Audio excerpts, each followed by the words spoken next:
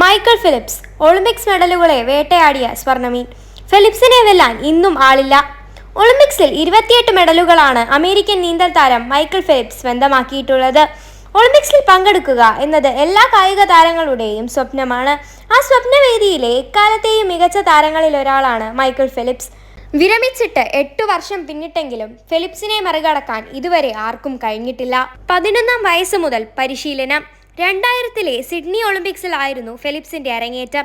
ആദ്യ മത്സരത്തിൽ മെഡൽ സ്വന്തമാക്കാൻ അദ്ദേഹത്തിന് കഴിഞ്ഞില്ലെങ്കിലും 200 മീറ്റർ ബട്ടർഫ്ലൈയിൽ 5ാമതെത്തിയാണ് താരം ഫിനിഷ് ചെയ്തത്.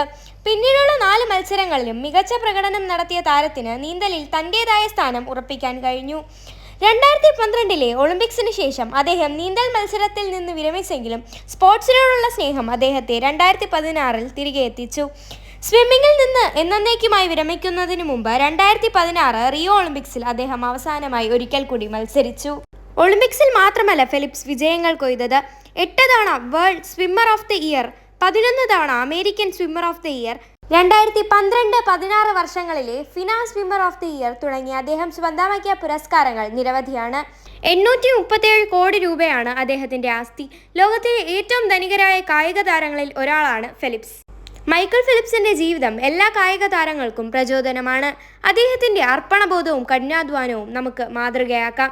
നന്ദി.